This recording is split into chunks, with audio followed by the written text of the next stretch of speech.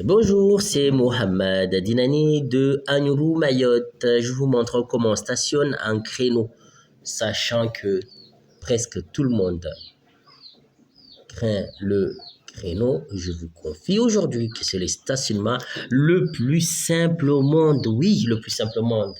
Parce qu'il faut juste savoir, on va dire, 6 choses, 5 choses. D'accord? C'est le choix de la place. On ne va pas stationner ici, sachant que la place, elle est tout petite. Donc, on ne va pas stationner ici. Donc, du coup, si on fait le mauvais choix, c'est normal qu'on ne puisse pas stationner. Mais si on va stationner ici, la place elle est suffisante. Donc, du coup, normalement, on devrait pouvoir stationner. Alors, on va commencer sans pas trop bavarder. La première chose à faire, c'est le choix de la place. On choisit de stationner ici, pas ici, parce qu'ici, il y a une place. Donc, on va mettre son clignotant à droite pour informer les gens qui sont autour de nous, devant nous, derrière nous, et tous qui sont autour, les piétons, qu'on veut stationner. Mais mettre le clignotant ne suffit pas. Donc, on va mettre le clignotant et on va s'arrêter ici. Lorsqu'on sera arrêté ici, tout le monde aura compris qu'on va stationner et on ne va pas faire autre chose. On ne va pas déposer quelqu'un ou quelque chose. Le clignotant à droite et l'arrêt confirment qu'on veut stationner. Mais il y a une troisième chose qui va catégoriquement montrer qu'on veut stationner. C'est la marche arrière. Si c'est une boîte auto, ça sera le R. Si c'est une boîte manuelle, ça sera la marche arrière. D'accord, du coup, on va stationner ici. On s'est arrêté ici parce que c'est le seul moment où on est sûr de ne pas toucher cette voiture, ce bus quand on stationne. C'est le seul moment où on est sûr de ne pas toucher celle-là quand on stationne. Donc, si on s'arrête ici, pour stationner ici, on ne va pas pouvoir stationner sans toucher celle-là. Et si on s'arrête ici, ben, quand on va stationner, l'avant de la voiture jaune va taper le minibus. Donc du coup, ben, on va s'arrêter ici et on va braquer à fond du côté du stationnement. C'est le côté droit. On va tourner à fond une fois qu'on a contrôlé. À gauche, à droite et angle mort. On tourne à fond le volant. Et lorsqu'on voit que les deux roues arrière sont dans la place, d'accord, et que ce rétroviseur droit est aligné à cet obstacle-là, qui peut être un trottoir, ou le minibus, ou une personne, donc l'obstacle, on va contre-braquer, tourner à fond à gauche. Pourquoi? Ça permettra de faire rentrer l'avant dans la place. Puisque l'arrière est déjà rentré, il reste l'avant. Donc on va contre-braquer, donc à fond à gauche. Et lorsqu'on aura été parallèle, on verra comment, en contrôlant le rétro gauche et droit. Et quand on voit qu'on est parallèle, on mettra les roues droits et on s'arrêtera parce qu'on aura fini notre stationnement. D'accord? On va faire un petit rappel. Première chose, le choix de la place.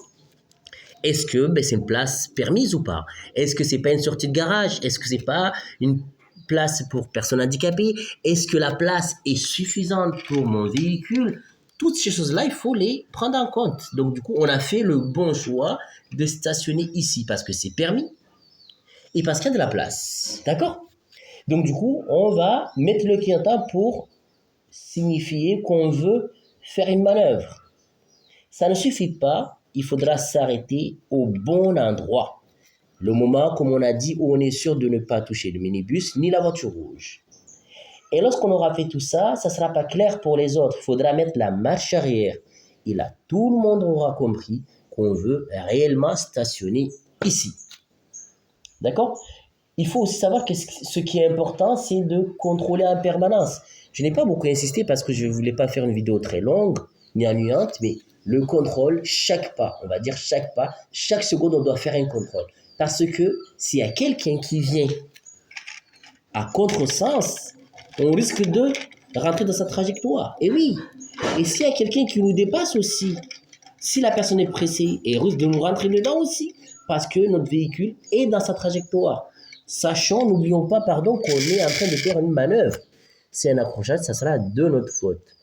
J'espère vraiment que la vidéo vous aura aidé. En tout cas, sachez une chose, je suis convaincu et je suis sûr de moi, et vous êtes sûr de vous aussi que si vous avez plus de recul, vous verrez que le créneau, c'est le stationnement le plus simple au monde. Il faut juste appliquer ce qu'on vient de dire et de comprendre, avoir plus de recul, pourquoi on a fait ceci, cela. Lorsqu'on conduit, souvent, on ne se pose pas de questions, on n'a pas le temps, c'est vrai. Mais à chaque fois qu'on fait quelque chose en conduite, il faut se dire pourquoi je fais ça. Pourquoi je tourne à gauche? Et oui, j'ai des élèves qui tournent le volant à gauche alors qu'ils vont stationner à droite parce qu'on leur a raconté des conneries comme quoi, lorsqu'on est en marche arrière, il faut faire le contraire. Non, lorsqu'on veut que la voiture aille quelque part, on tourne dans ce sens-là, dans cette direction-là.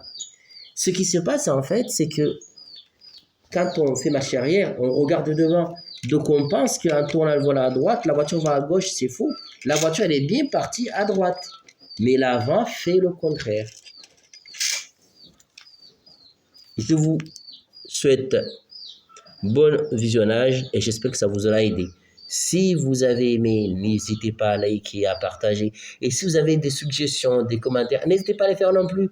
Je suis là pour vous donner ce que j'ai de mieux. Si vous trouvez que ça peut être amélioré, n'hésitez pas à m'en parler. Merci.